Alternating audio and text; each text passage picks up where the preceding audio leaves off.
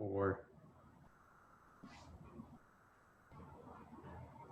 hello, guys, and welcome to the iGaming Next Power Hour. First of all, thank you, Jesper Kärrbrink, for that wonderful industry update. Really appreciate that. And hello, Rachel. How are you doing today? Hi, I'm very well, thank you. How are you?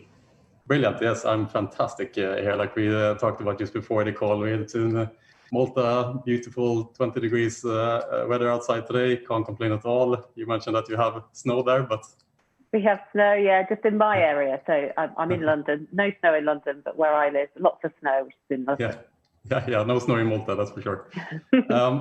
So Rachel, I'm just going to introduce you shortly. So basically, Rachel, you're the head of sales of AgeChecked, obviously age verification tool. And we have a really interesting topic to kick things off with today, which is the changing global landscape of gaming regulation. And to me, this is especially interesting talking to you today for the reason that AgeChecked isn't just focused on the gaming industry particularly, right? Like you follow the regulation changes that are happening on a more broader level in general. So I wanted to just kind of start by asking you, what can the gaming industry learn from the regulatory changes that aren't directly targeting the iGaming industry, but still affect how it conducts its business? Yeah, there's always lots of regulatory change going on across different markets, across different jurisdictions. And quite often regulators look at other regulators, whether it's a regulator for a particular industry sector might look at another industry sector in the same jurisdiction, but to find best practices and what's working and what potentially could assist in terms of age verification and protection of minors, or whether it's protection of consumers. They will look across different sorts of methodologies used and channels and technology and processes. But equally, regulators will look at that in the same industry sector, but different jurisdictions.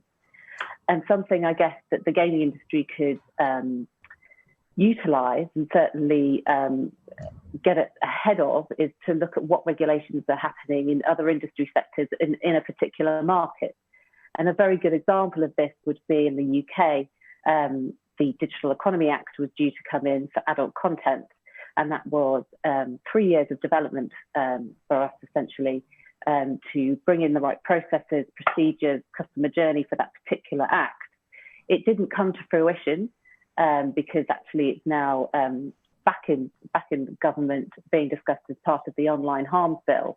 However, the UKGC looked at that methodology and process and could transfer it to the act that they brought in for free play and demo games in terms of that regulation.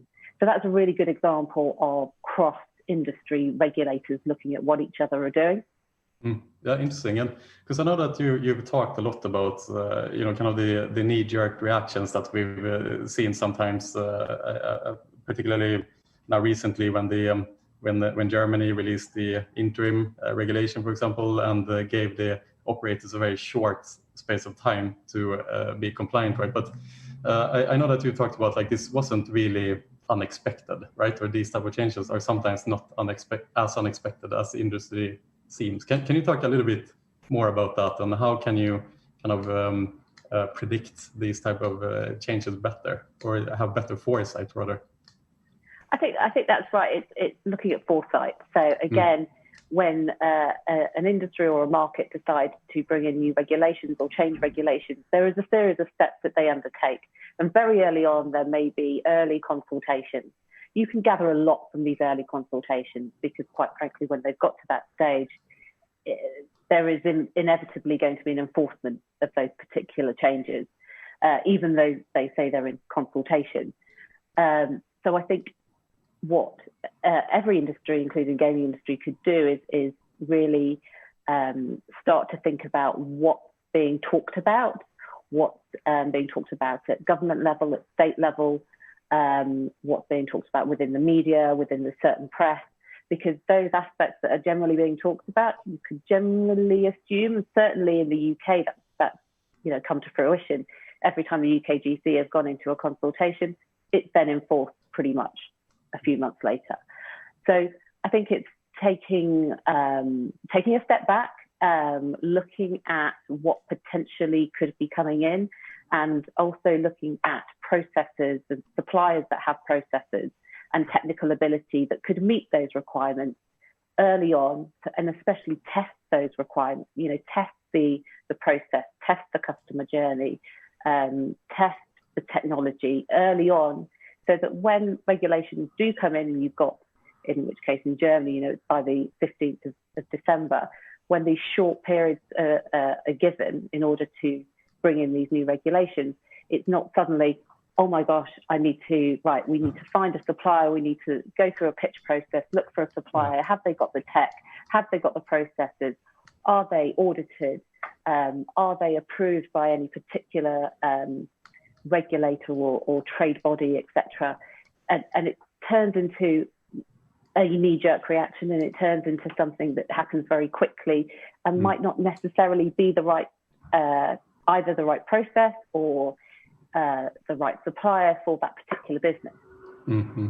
Yeah, it's interesting. And I mean, we're talking a lot now about Europe, particularly. I mean, you spoke about the UK, the potential changes that came from the regulatory body there, and now in Germany and so forth. And the European markets seems to be, or the on the EU level, they seem to be very focused on protecting the consumer in general. I mean, not only within gaming, of course, but the amount of legislation that is happening is very, very focused on protecting the consumer. Like GDPR is a good example of this as well, and these other changes. How do you foresee as we go forward now on a European level? Do you think that the climate will become more and more difficult to navigate within Europe, or maybe even too much?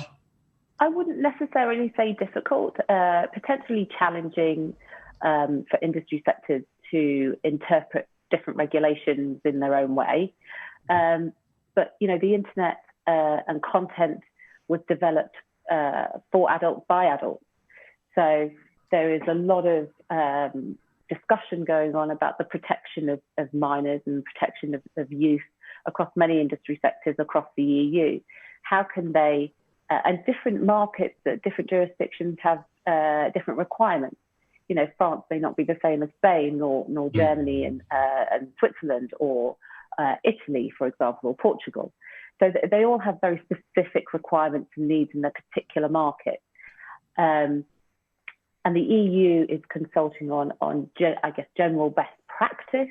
And I think what we would look to see and what will be happening is more of those individual jurisdictions taking on board processes from the EU, but for their specific market.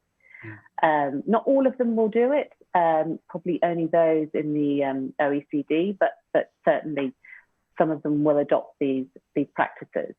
And will that affect gaming? Maybe, maybe not, but certainly from a compliance perspective, it's always good to have a look at what's being regulated in which industry sector in that particular market in terms of protection of minors or protection of consumers.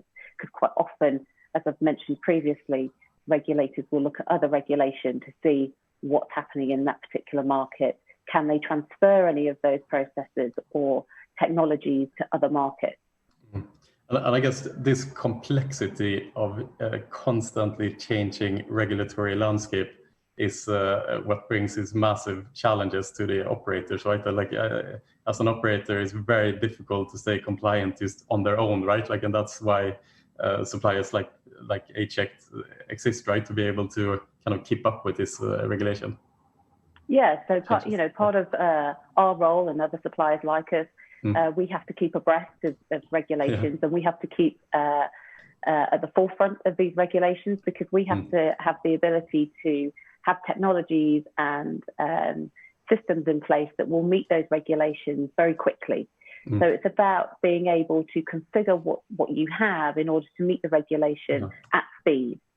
And operators should look to suppliers really to make sure that within one integration, for example, so they don't have a lot of work to do on their side. They can choose a supplier that with an integration that can then configure their own technologies and solutions to meet the ongoing changing requirements. Yeah. It's rather than having to integrate with a whole new system every time there's a new piece of regulation in a particular market. Yeah. It's looking for suppliers that have that foresight, that have the industry knowledge, that are trying to keep on top of what's going to happen next. You know, what's going to be at the end of 2021, what's going to be going into 2022, because quite a lot of suppliers like ourselves are already in development for what could happen. And they will have those ready so that operators don't need to worry about, will this work? Will I have the correct processes in place? Is it going to affect my customer journey? Is it going to affect the amount of people that come and register on our site, or even go on to play and deposit? You know, what effects are these changes and regulations going to take on that particular player journey?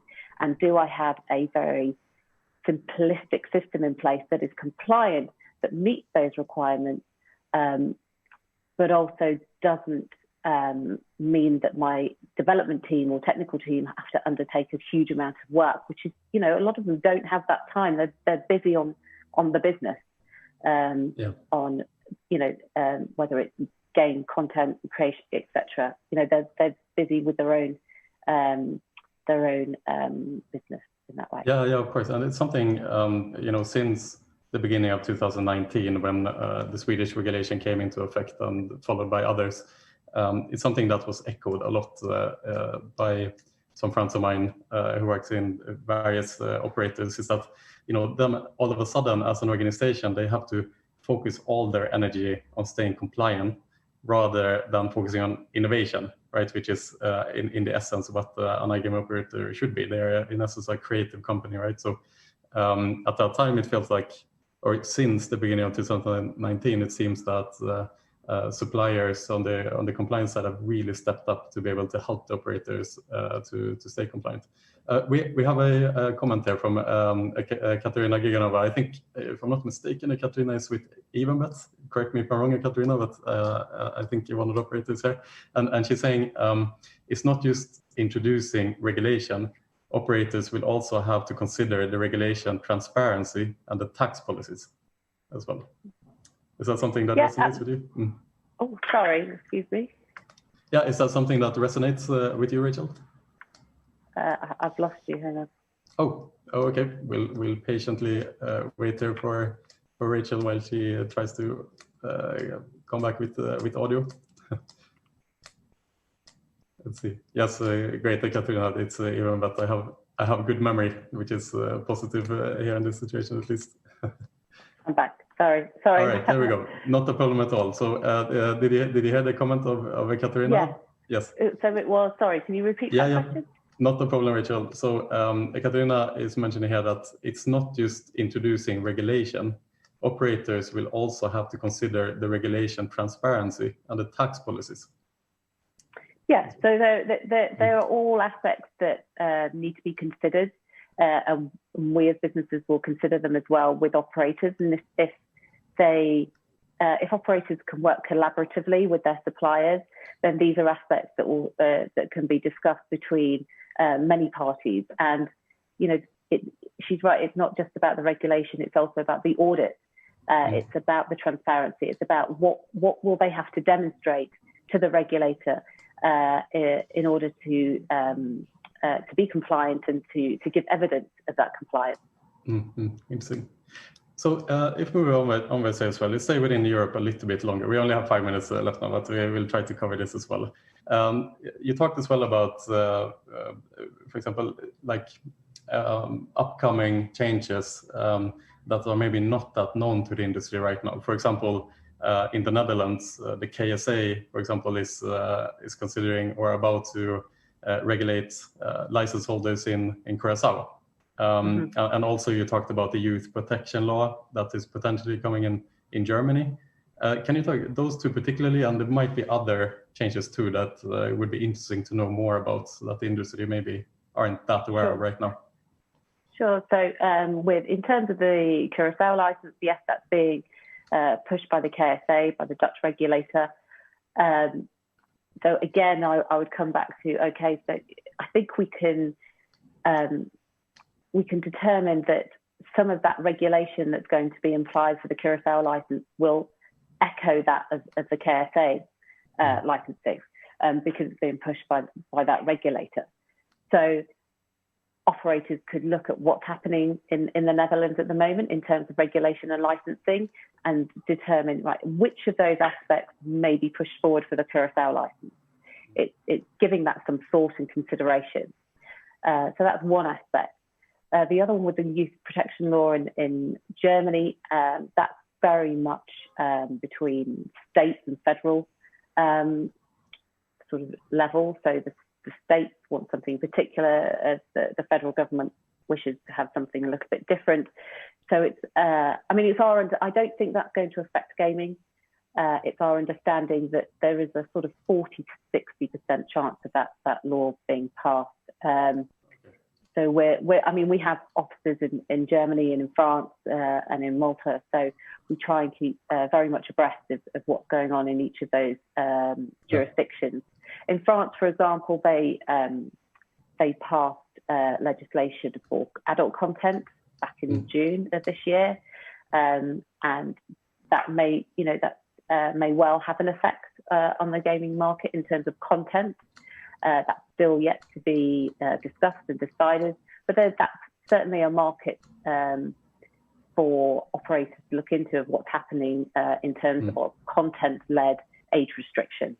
Yeah, exactly. Even though potentially the youth protection law isn't affecting gaming directly, on the other side, the fact that Curacao might be stricter license is obviously something that is potentially a game changer in the gaming industry.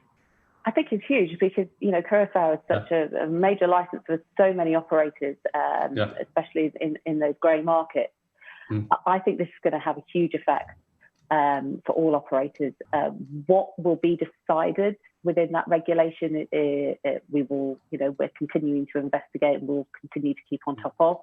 I do believe that some of those processes from the KSA regulation will be included for Curacao. How much of it, that's still being discussed at the moment.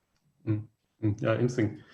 So we have 3 minutes left there. We've focused very much on the EU so far, but I would like to move out a little bit from the EU and ask you basically, Rachel. So we talked about that the EU is very keen on protecting the consumers, obviously. But if we move outside of the EU to other continents and key markets like the LATAM, North America, Asia, so forth, what's your guys' expectation when it comes to regulation in those markets? Those are the lesser known markets for us, traditional European-based operators.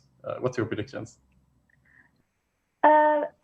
Predictions, I'm not going to go into predictions, but what we know and what we consider at the moment is, again, certain markets will look to other regulators. Now, I think LATAM will certainly look at what the US are doing. That will be interesting. As we know, the US is very state-led.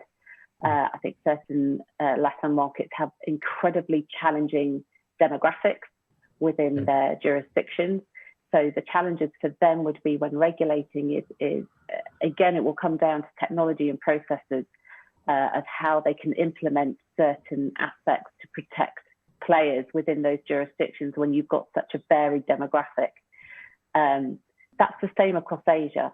I think there are certain markets that across Asia that will be able to put in regulations quite easily, and there are those that will find it more challenging depending on their customer base or player base.